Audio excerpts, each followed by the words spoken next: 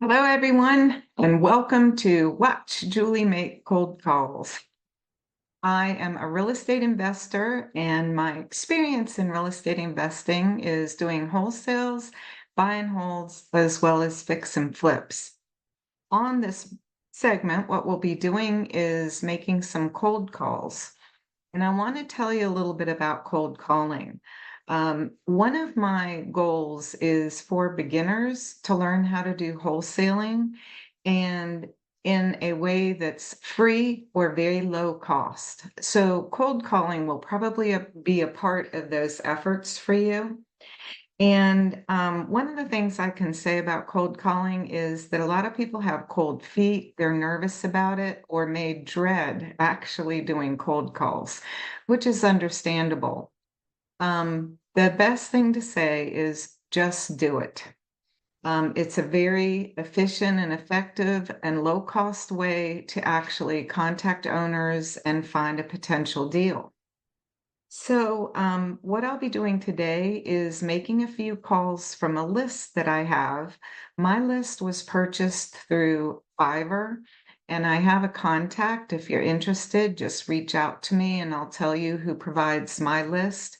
And this list may contain property owners who are behind on their taxes or their mortgage. They could be absentee owners, or the property just may be vacant. So, with that being said, during these calls, what you might hear is any number of responses from these owners. They may react differently. They may be annoyed. They may be very friendly and open and eager to talk about selling their property, or it could be the opposite end of the spectrum, and you might get an aggressive no. Um, if that happens, you just move on. Your goal is to be authentic, friendly, and respectful.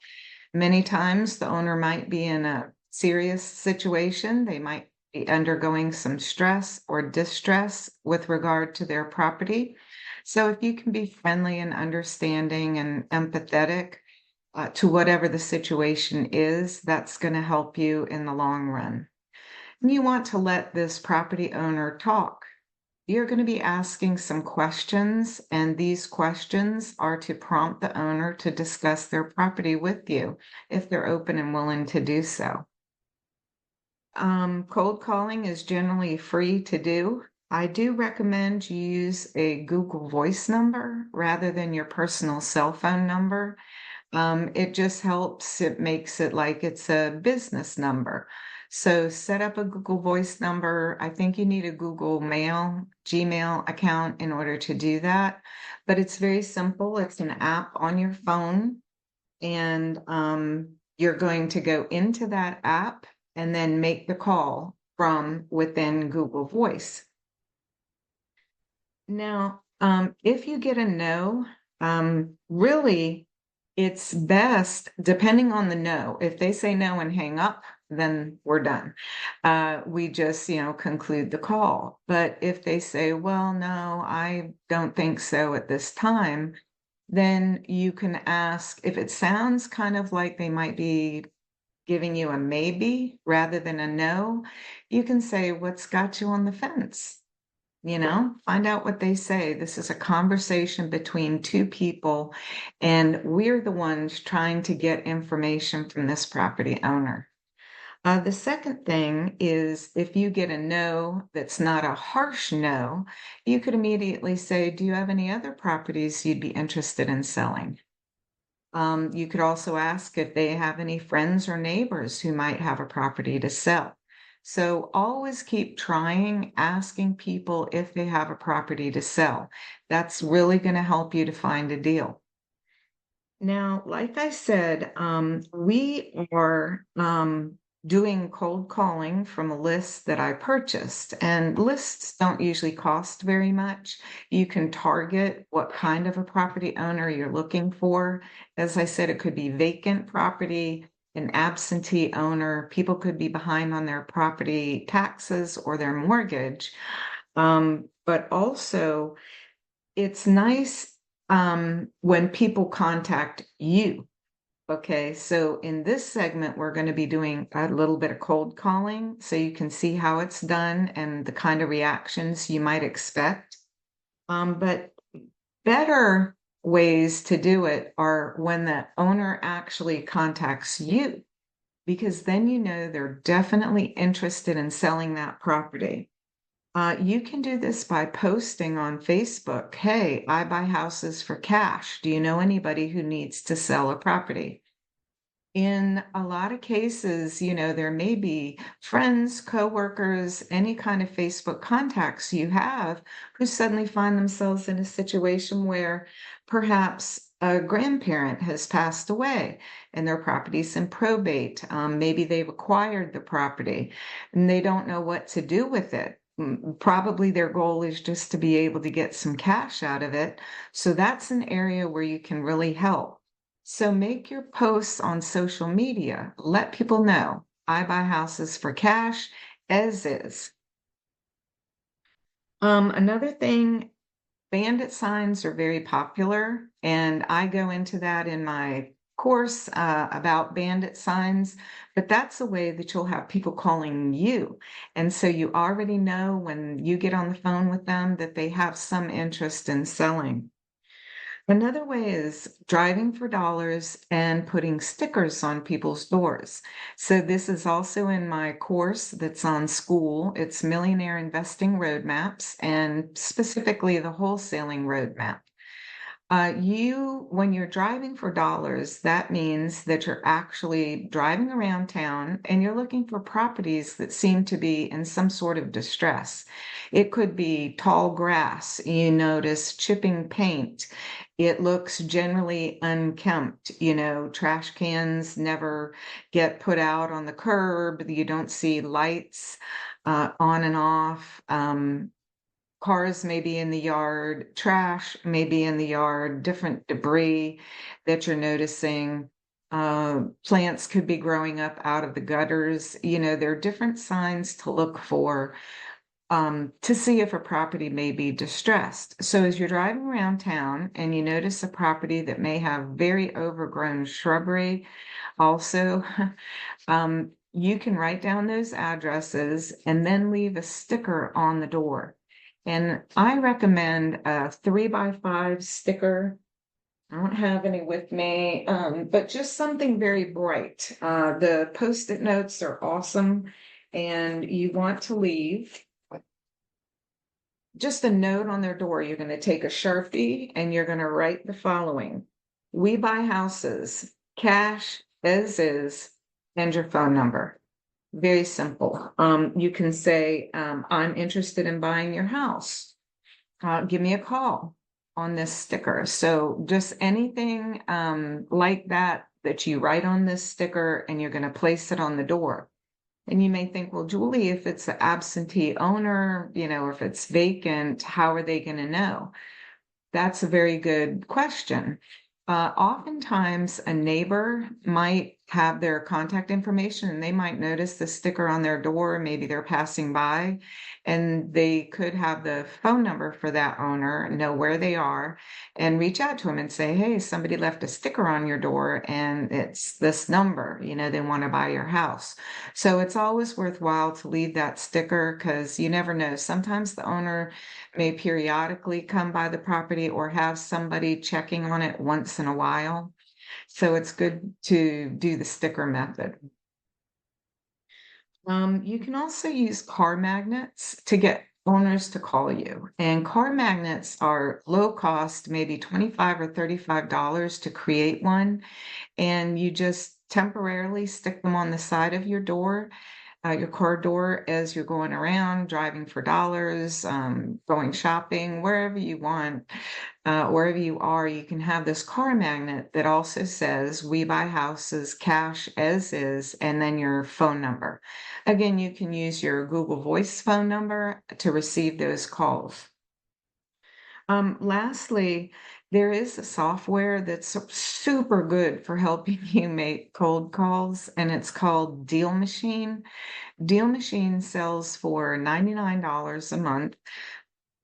And what's great about it is you can do all kinds of property searches, probate, divorce, absentee owners, people who are behind on their mortgage or excuse me, taxes.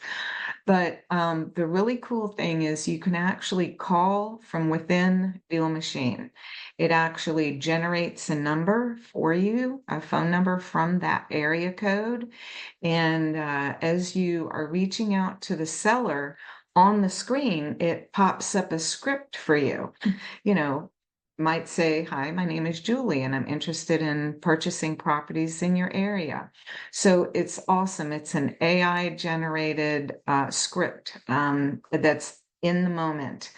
Another thing is it will record your voice, and if you get the voicemail of the property owner, the AI will actually leave a recording, a voicemail in your voice on that person's answering service. So really, really interesting and awesome. Deal Machine, I highly recommend it. But like I said, it is $99 a month. And my course aims to get you started as cheaply or as low cost a way as possible. So without further ado, what I'm going to do is access my list. And again, this is publicly available information. Oftentimes, when you're calling property owners, they will ask you, "How did you get my number?" And you say, "Well, when I'm interested in certain properties in certain areas, I have a member of my team who uses publicly available information to get me those numbers." So that's the answer for that. So right now, I'm just dialing. I don't have a dialer that I'm using. That's another option that people use. It just goes through, you program in all the numbers you want to call, and that dialer will just dial massively for you. And then when someone answers, it'll halt all the other calls and it will go to the call where the person's answering. In this case, I'm just going to be dialing the numbers and trying to talk to the owners and see what they say.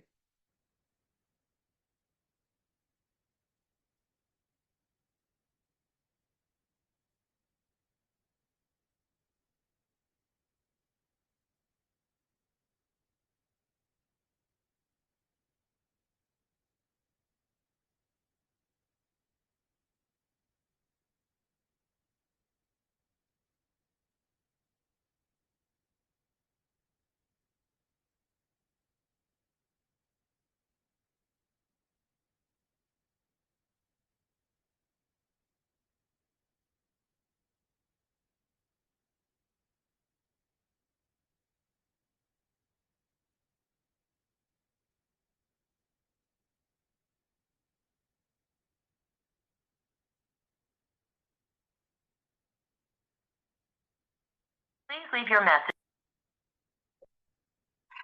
Hello, my name is Julie, and I buy houses for cash in your area. And I was wondering if you'd be interested in selling the property that's on Fir Avenue. You can give me a call at 704-609-7452. Thanks.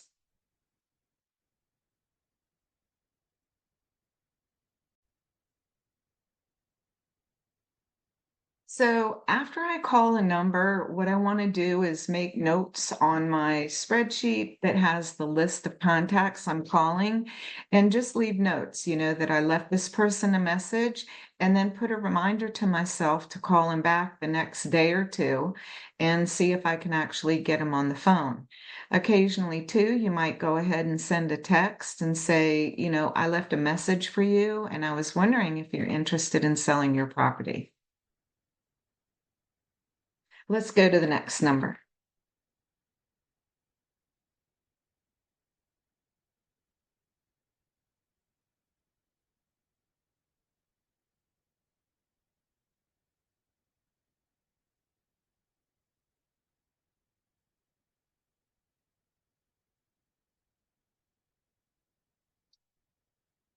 The wireless customer you are calling is not available.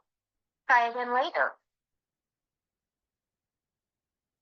Okay, in cases like this where the number's out of service, usually I just go on my list and strike through so I know that that number is no good. Okay, this person has a landline too. We'll give that a try. Not many folks have landlines anymore.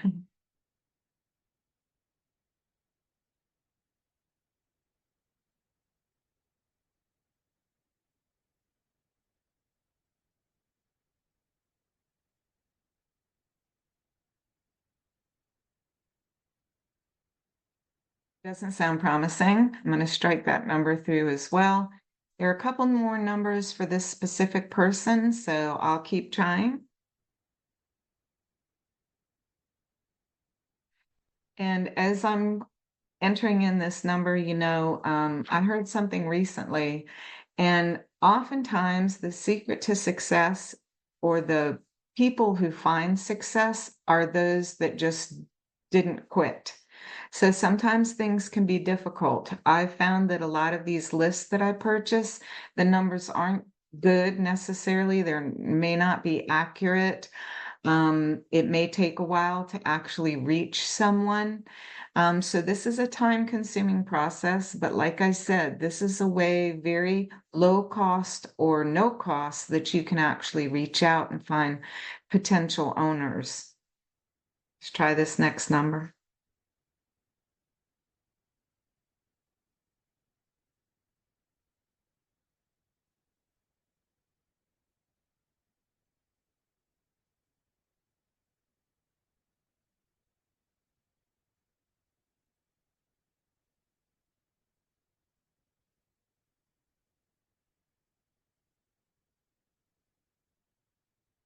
Hey, my name is Julie, and I am a cash buyer interested in properties that are in your area. I was wondering if you had any properties you'd be interested in selling. My number is 980-349-5280. Again, my name's Julie. Thanks. Bye. Okay. So we'll see what happens with that particular message that I left. Right now, I'm leaving my notes in my spreadsheet so I can.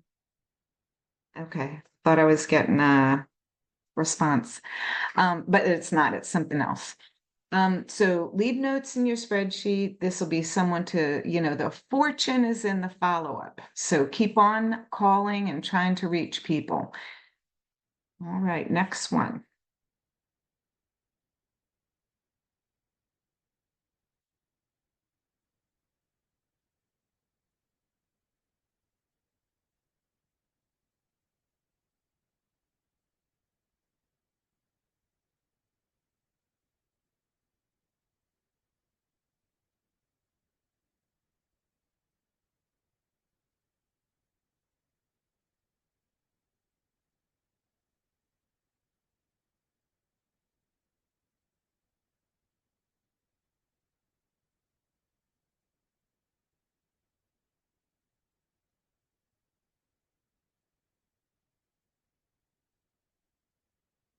Hello.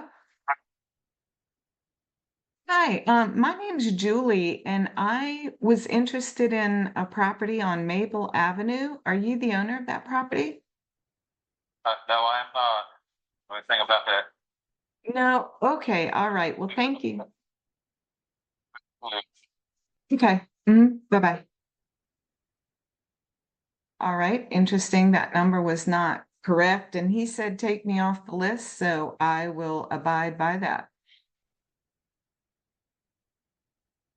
I've got a couple more numbers for this person, so we'll see. Um, I'm going to try this other. It says it's a landline. Let's see what happens.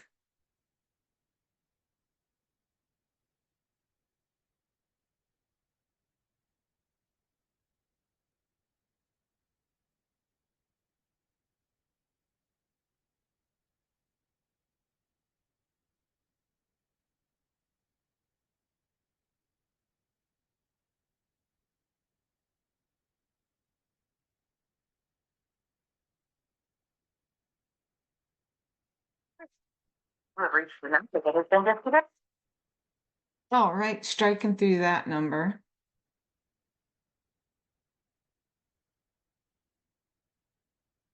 There's another number for this particular property. And I have a list also, when you're looking for properties that might be a deal, you want to look at areas that are appreciating in value. And there are a lot of different things that go into determining if an area is appreciating. But one of the best ways is if industries and manufacturing companies are moving into that area. It's one of the best ways. Another way is if the town or the city has development projects. And you can go like Town of Cornelius or City of Charlotte. You can go to their websites and you can see what is their 5-year comprehensive plan. If they talk about attracting businesses and different companies and revitalizing the downtown, those kind of things are all keywords that help you know that an area is really putting investment into their town. And that's going to attract new residents, very different areas of the country are experiencing different things in real estate. I'm located in the South and specifically in North Carolina. And as you know, this is one of the states that's actually experiencing growth of our population. There's the Research Triangle in Raleigh, which has thousands and thousands of tech jobs. And that has just boosted our economic wealth and growth in the past 5 years, very much so. So kind of in the state where I am, properties are generally appreciating in most areas, especially cities along the major highways, I-85 and I-77. So, but there are different areas of the country, like Ohio is actually growing. So you could do a Google search of, what states are the top 10 in population growth in the past 5 years, 2 years, or a year, and get that information and then start from there. See if your area that you are is actually appreciating in value and attracting new residents. So let me call this other number.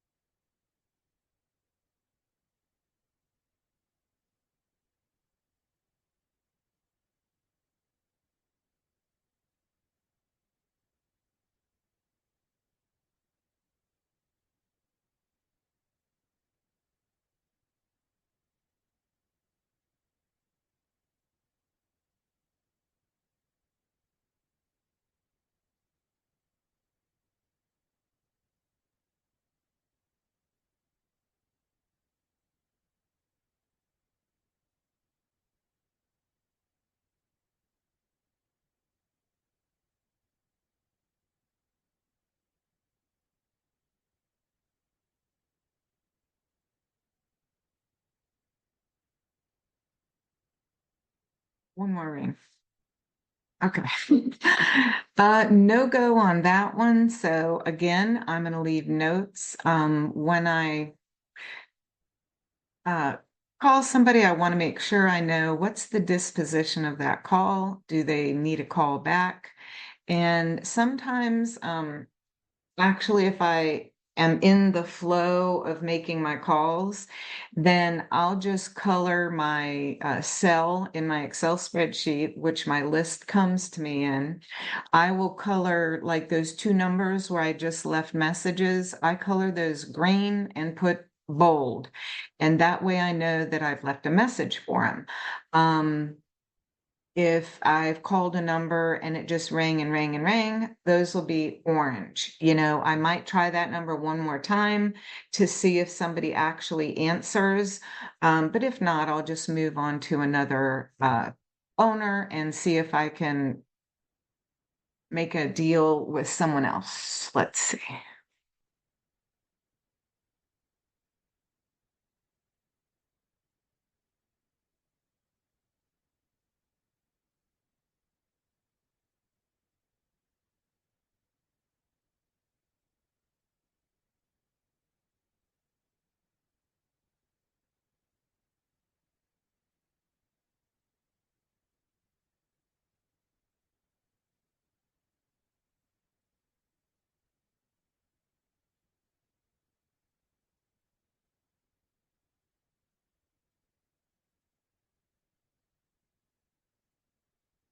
You've reached Leanne Walker. Okay, it's a phone call right now, but if you will leave your name and a number, I'll be glad to call you back. Thanks. Have a great day. Hello, my name's Julie, and I buy houses for cash. And I was wondering if you're the owner of the property on Orangewood Street, and if so, would you be interested in getting a cash offer for that house? Give me a call. My number is 980-349-5280. Again, it's Julie, 980-349-5280. Have a great day.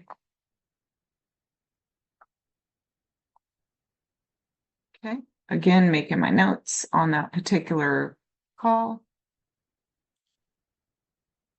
If I've left messages and I don't hear back from them, I'm going to call back till I can get in contact with that person. I don't want to give up until I actually hear no, maybe, or have a conversation with them. Next number.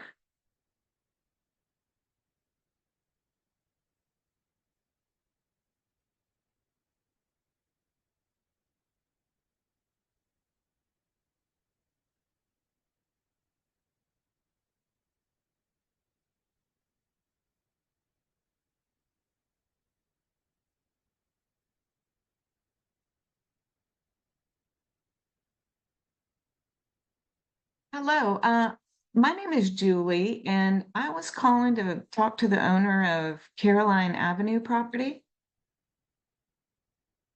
Mm, oh, no, it's not my property. Oh, that's not your property? No, Okay, all right. This is the number I had. Do you know anyone who needs to sell a house? no, No? Okay. Well, thank you for your time. thank you. Bye-bye.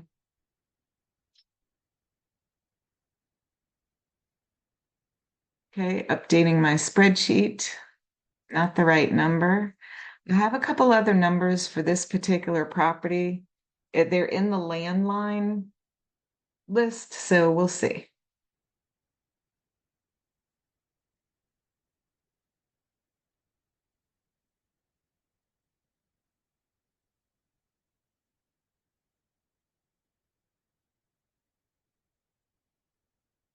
And as you see, it can be time consuming to call owners like this one by one and get numbers that are not in service or not the correct numbers.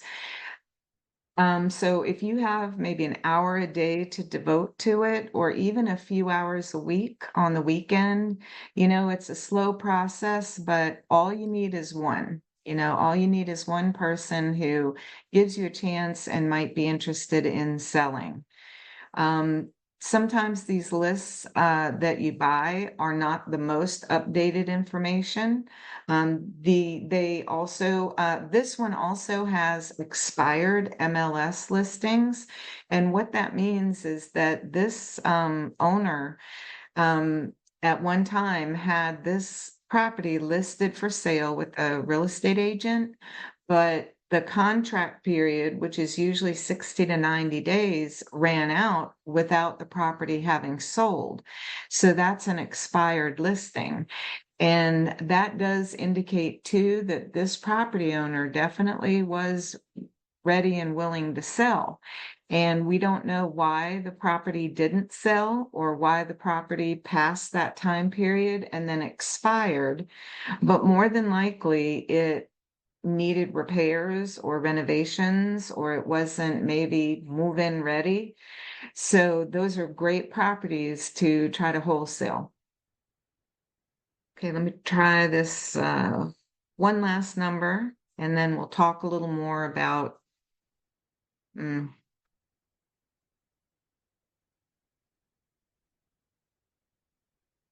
not a good number. I'm making my notes, striking that number out. So again, if you want to do wholesaling free or in a low cost way, this is a good way to do it. Even though, like I said, the trade-off in the exchange for being low cost is that you have to devote more time to it. You know, you can also get cold callers on Fiverr or Freelancer or virtual assistant, and you can train them how to do these calls. When you do get a property owner, there are really 3 or 4 most important things you want to ask them. The first is you want to make sure that they are the property owner and know if anyone else owns it, like if there's a spouse, that might also own it, because they would have to be in agreement on whatever happens. A lot of times, if this property is in probate or it's an inherited property, there might be multiple owners. There might be multiple siblings involved. So you want to find out who are the owners of that property. The second thing you want to know is, why do they want to sell? What has them willing to sell this property? The third thing is, have they made any updates to the property? Renovations, you want to ask specific questions about, when was the roof replaced? HVAC system, is electric updated? Water heater, things like that. Those are kind of your high ticket stuff, plumbing and so forth. If they may or may not know if they have copper pipes still in that house. And then the last thing is, you want to get a ballpark price from the owner. What would you be willing to sell this for? Okay, so those are the 4 things that you're mainly trying to determine on these phone calls.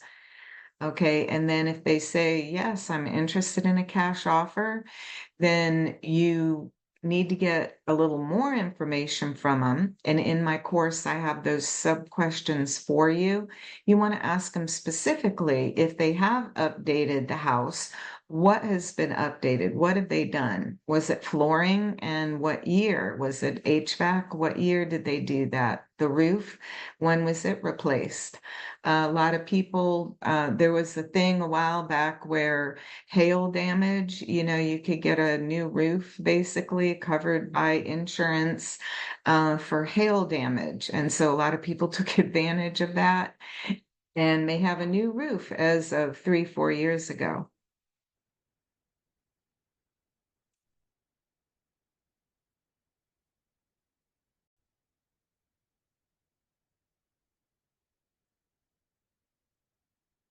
Another way to find deals is if you know contractors, if you know plumbers, HVAC, drywall, roofers, siding, those people, electricians, those people often know conditions of properties, and they have access to the owner. Like the owner may say, well, I need to sell this property.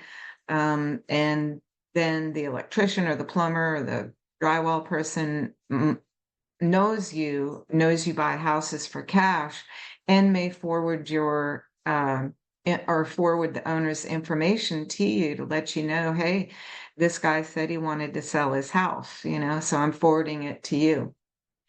You want to do anything you can so that you get interested owners who are interested in selling their property, because cold calling, it is time consuming And the better use of your time is talking to owners who really are ready to sell.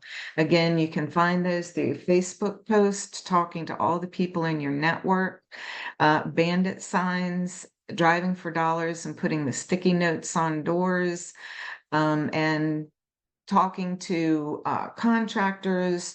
If you know an attorney probate attorney or real estate attorneys, oftentimes they know of properties that are, in distress and may need to be sold.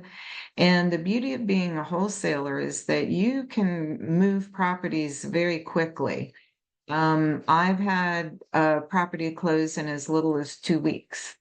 Okay, from the time that the cash buyer said, "Yep, I'll take it," to uh, now. So let's continue down the list.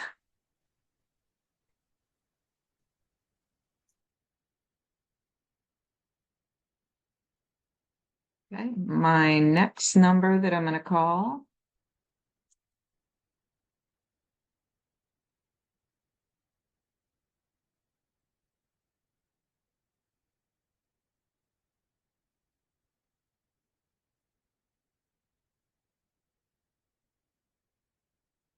Again, I'm using my Google Voice, and I just call directly from the app. You reached out, just leave your name as quickly as I can. Thanks. Hi, Deborah. My name is Julie, and I buy houses for cash. I was interested in your property there on Northeast Avenue. If you're interested in selling, give me a call. My number is 980-349-5280. Again, my name's Julie, and I buy houses for cash. Thanks. Okay, so what I do is on my list, I mark that I actually left a message for this person. And if they don't call me back, I'm going to be calling them back tomorrow or the next day to make sure that I actually reach them and see what's up. Again, this is my list of expireds. It has on it expired from the MLS, which means at one time they wanted to sell. They had it listed with a real estate agent, but it didn't sell. It's also got people who are behind on their taxes, their mortgage, also absentee owners, and a few vacant houses are thrown in here. Again, and I'm looking in an area that's appreciating. This is Kannapolis, North Carolina. Right, let's call our next person.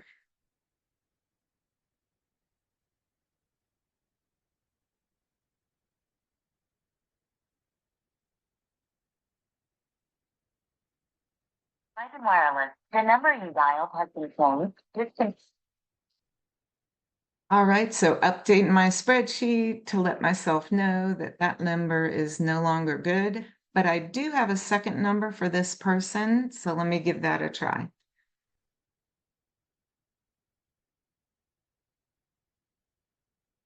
And cold calling, I think people build it up in their heads, that it's worse and that people are going to bite their heads off. But generally, the more you do it, the easier it is. And also, once you're successful and you get a deal, you can make 5 or 10,000 or more on a wholesale deal. So this bit of time, this hour a day or a few hours a week that you're able to devote to it can actually net you a lot of money. Okay, I think I'm going to do one more. We have 15 minutes left on the call. So let's try someone else.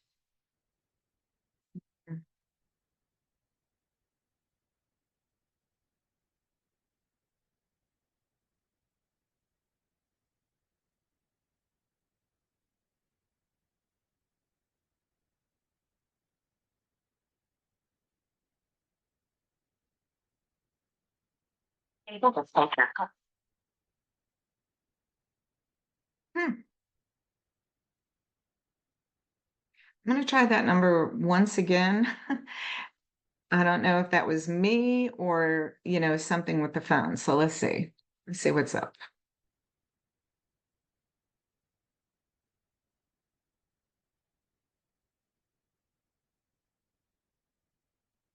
Okay, I guess that number is not accurate or not functioning properly. So they have another number listed on my list that I got through Fiverr. Let's try that one for this person. Again, I'm calling people with property that's in appreciating areas. Kannapolis is an appreciating area. They have like a campus that they've built, which is like a technology business campus recently. They've done a lot of revitalization downtown. They've made it with bike paths. It's very walkable. They have a town center. So they're revitalizing, and that often indicates that an area is appreciated. Attempting to use has been restricted.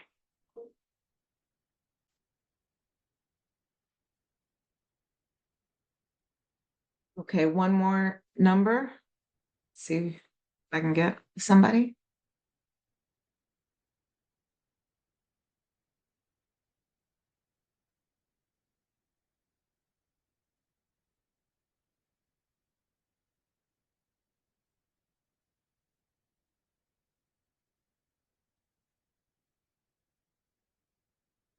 This property is on Lane Street. Number you have reached.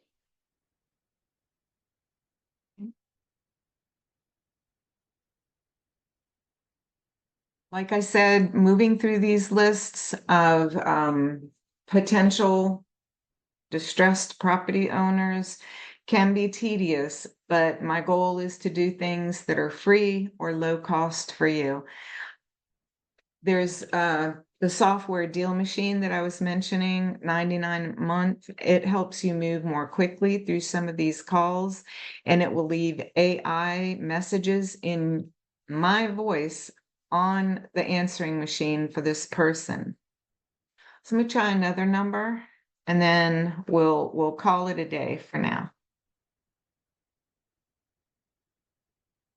And again, the important questions to ask if I do reach anybody is, are you the owner? Why do you want to sell? Has the property been updated lately? And the last thing is, how much are they looking to get for the property?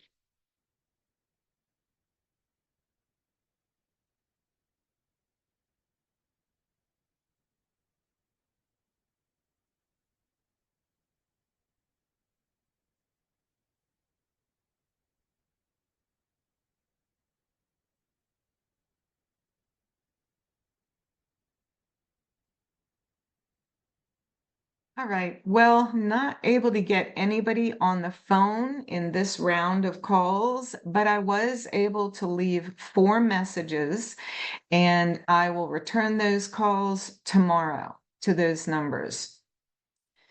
And then I'll probably continue on with some other numbers tomorrow. Did you guys find this helpful?